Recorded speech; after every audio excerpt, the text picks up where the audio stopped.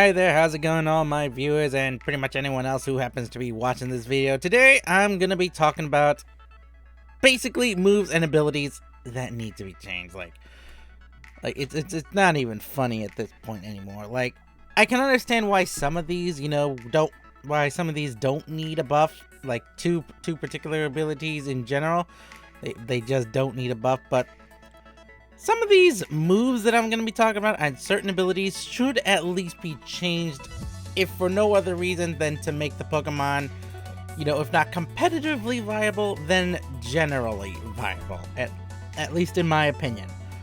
So everyone is entitled to their own opinion. I'm sorry for the stutter. But everyone's entitled to their own opinion. Maybe you have your own opinion. And why am I talking about this while having a picture of Cresselia and her stats up on the screen? Well, it's certainly not for Cresselia's stats. No, Cresselia has very good stats in terms of the bulk, in terms of the HP, in terms of defenses. A general, 85 speed is nothing to scoff at. Pretty ideal for a Trick Room setter if you're facing up against legendaries. And it's just generally a nice Pokemon to have on your team if you're looking for something to endure some hits, as well as be able to throw some tricks against your opponent. But today, I'm not talking about Cresselia or her stats or her ability. I am talking about her signature move, the Lunar Dance. The Lunar Dance, everyone. The Lunar Dance. A very useless move. What does it do? Well, as it says on screen, the effect is the user faints, but the next Pokemon released gets fully healed. Full HP, any status conditions restored. That's it. That's it. That is Cresselia's signature move, the Lunar Dance. It's basically Healing Wish, but a fancier Healing Wish.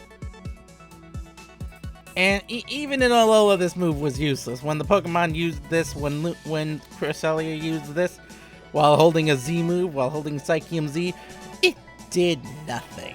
It legit did nothing. It didn't set up a free light screen or a free reflect. It didn't give you any stats because obviously you were gonna faint when you used it. Yet you didn't get any benefit out of it. You were just wasting a Z move. You were just sacrificing a legendary to basically just get the next Pokemon that comes out a free full restore, basically. All I'm saying is, when it comes to the Lunar Dance, I think we can change it up for Cresselia at least. Like, Cresselia is the only Pokemon that learns the Lunar Dance. It's the only one that gets the Lunar Dance. For all the other Pokemon that use Healing Wish, for example, it's alright. Nobody really uses Healing Wish in a competitive setting, and if they do, I would very much like to see them, because I've never seen Healing Wish used effectively.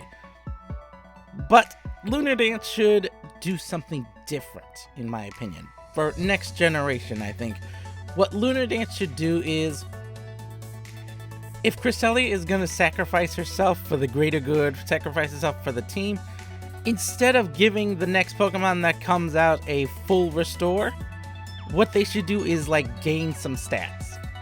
If you're going to sacrifice a legendary, you might as well get some benefit out of it.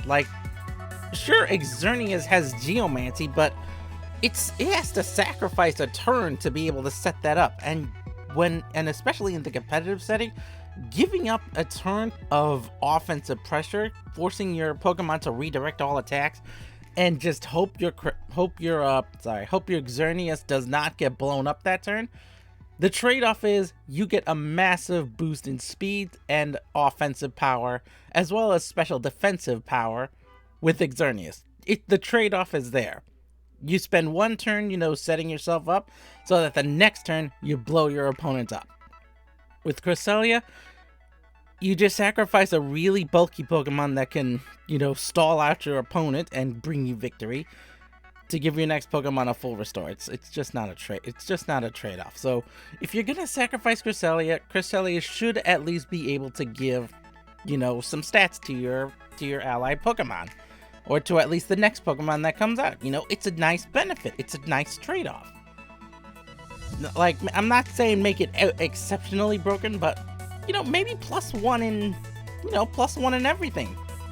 +1 in everything. I'm just spitballing here. Just +1 in everything. That's all I'm saying. For the next Pokemon I'm going to talk about is Silvally. This is a simple buff. Let's make it so that, Silvally, unlike Arceus, Silvally doesn't have to, hold the disc to be able to change his typing. One of the biggest benefits of a Pokemon is the ability to hold an item. And if you're giving up that item, it has to do something for the Pokemon. While it does make sense for Silvally, it doesn't make sense at the same time. Why does Silvally need to hold this disc in order to be a water type, for example? It just really limits what the Pokemon wants, what the Pokemon can do, what the Pokemon is able to do, if it has to hold an item in order to be a specific type. So maybe make it so that make it so that it changes its type based on the item you use on it, rather than the item it's holding. That's all I'm suggesting, maybe, for Silvally. That's what I'm suggesting for Silvally's RKS system. Make it so that the discs change its type, but it doesn't have to hold the disc in order to change its type. That would probably give it a lot more viability, a lot more use, just saying. Now, Turbo Blaze, Terravo. Simple change. I'm going to suggest this again. Make it so that their fire type and electric type moves are gain a damage boost or something. That's it. Like just a flat out damage buff for Reshiram's fire type attacks and Zekrom's electric type attacks. Just a flat buff, like say a 10 or 20% buff, rather than just being a fancy way of saying this Pokemon has Mold Breaker. That's it. Just don't make Reshiram and Zekrom's ability just a fancy Mold Breaker. And finally, the final one that I'm going to be talking about, Sparkling Aria. The Primarina line's special move, signature move, currently only able to be learned by both Primarina and now Lapras. Get rid of the damage it does to the ally if the ally has a burn. That is all I'm saying. Like, if the Pokemon, if it's gonna deal damage, and if the target is burned, it heals it. But one slight problem: it does damage. So if a Pokemon is burned, I don't think they're gonna be happy if they get. Sure, they'll be happy they're no longer burned, but at the same time, I think they're gonna faint from the attack. That's all I'm asking for, Game Freak. Remove the damage penalty for Pokemon that are burned if they're allies. That's all I'm saying. Make it so that Sparkling Aria will only heal allies if they're burned, and if it is an ally that is burned, it removes the damage from them.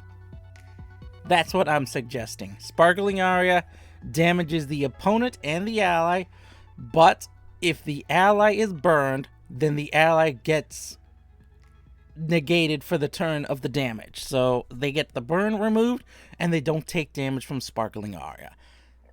I guarantee people would be using Sparkling Aria a lot more if it didn't damage the ally, especially if the ally is burned. Then you can do some interesting stuff with Sparkling Aria. You can do some interesting stuff, some interesting moves. For example, maybe you deliberately put yourself in a position where you have, like, say, the Flame Orb on, and you have, say, a Guts Pokemon moving before Primarina. Primarina goes for the Sparkling Aria, heals the burn. At the end of the turn, burn comes back, but you don't take the damage penalty from the burn because of Sparkling Aria. That's all I'm suggesting. So, this was a pretty short video. This was a pretty short video just talking about some changes I would like to see. But mostly, I just want to see Lunar Dance. I just want to see Lunar Dance, somewhat viable rather than just a fancy way of sacrificing your Cresselia.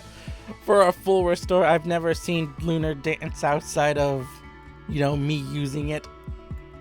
And not even for competitive, just to see what it did. That's it. I've never seen Lunar. It's been a while since I've seen Lunar dance. I'll see you all next time. Take care of yourselves. Peace out. Bye-bye.